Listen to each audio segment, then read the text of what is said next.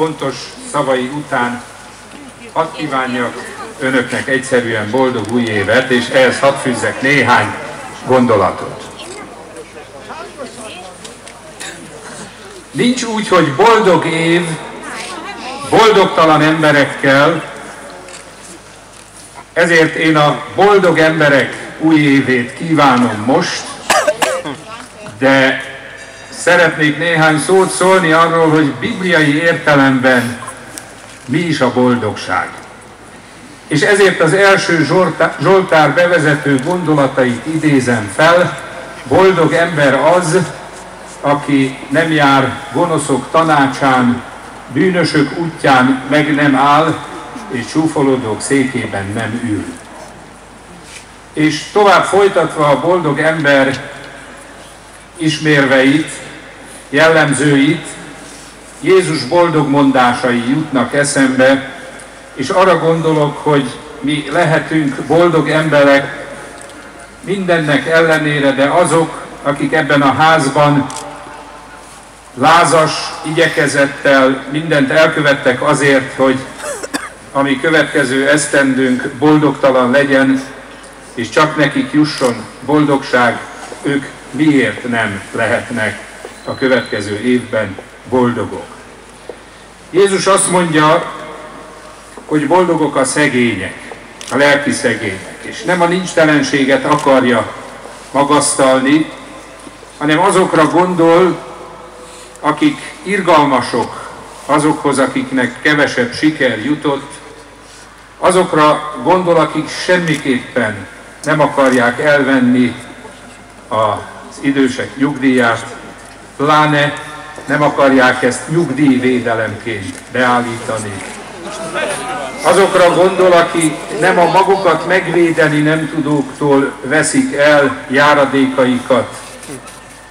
Azokra gondol, akik nem az éhező gyerekeknek akarják a lehetőségeit szűkíteni, csökkenteni annak a megfelelő módját, hogy iskolába járjanak, különösen a Tamás Gáspár Miklós által említett Észak-Kelet Magyarországon vagy Dél-Baranyában, hanem boldogok azok, akik osztoznak ebben a szegénységben, nem akarják büntetni a szegényeket, nem akarják ráúszítani a társadalom rettegő másik felét, akik ugyanúgy a kenyerükért aggódnak.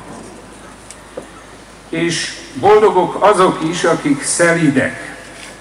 És a szelídség semmiképpen nem jelent belenyugvást az erősebbek akaratába, hanem azokkal a boldogtalanokkal szemben a szeretetnek az erejét jelenti ez a szelídség, azokkal szemben, akik tűnek fának, kokit és sallert osztogatnának, és akik elfeledkeznek arról, hogy hol vannak az ő határai. Boldogok azok, akiknek a szívük tiszta, mondja Jézus, mert ők az Istent meglátják. De boldogtalanok azok, akik valahányszor a tükörbe tekintenek, isteni vonásokat vélnek felfedezni, és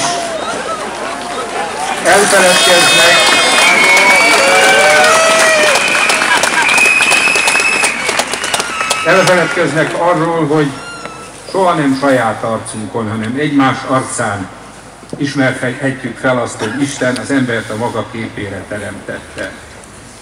Boldogok azok, akik éhezik és szomjózzák az igazságot. És ezért még egyszer nagyon sok szeretettel és barátsággal szeretnénk Balázsnak és Arankának megköszönni, hogy ők éheztek és szomjóztak az igazságért.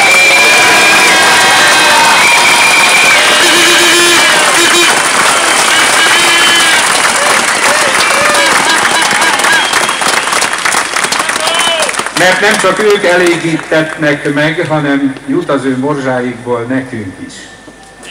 És gondolok Izsák bács Jeremiás menonita lelkészre, aki november 10-én kezdett Strasbourgban böjtölni, 39 napon át tette ezt.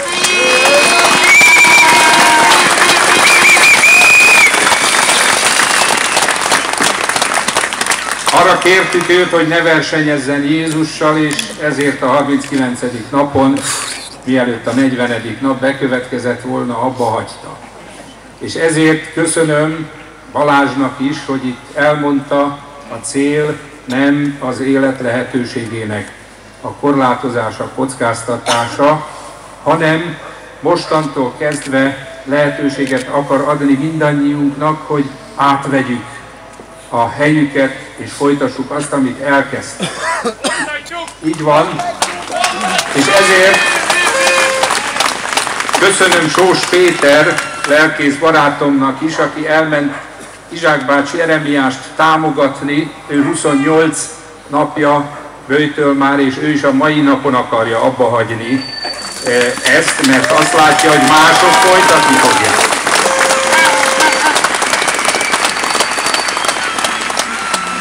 És a magunk közösségében elkezdtünk egy mozgalmat, hogy csatlakozzunk Balázshoz, Arankához, Jeremiáshoz, Péterhez és másokhoz.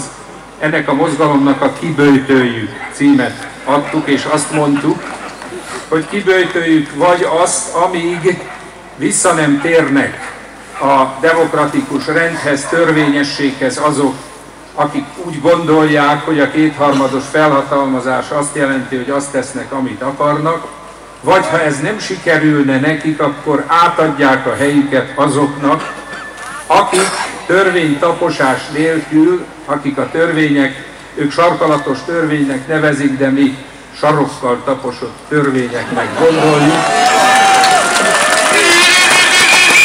Átadják a helyüket azoknak, akik Magyarország boldog jövőjét törvényes úton is megteremthetik.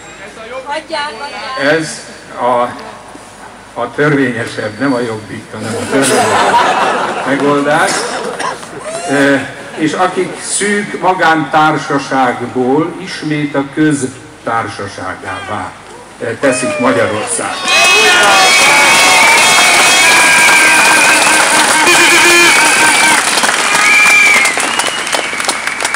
És boldogok azok, akik a békességre igyekszenek, akik békét teremtenek, mert megérdemelné Magyarország, hogy nem csak boldog legyen az új éve, hanem béke is legyen, ami nem megalkuváson, nem a problémák elhallgatásán, hanem megegyezésen és az egymás iránti korrekt kapcsolaton nyugszik.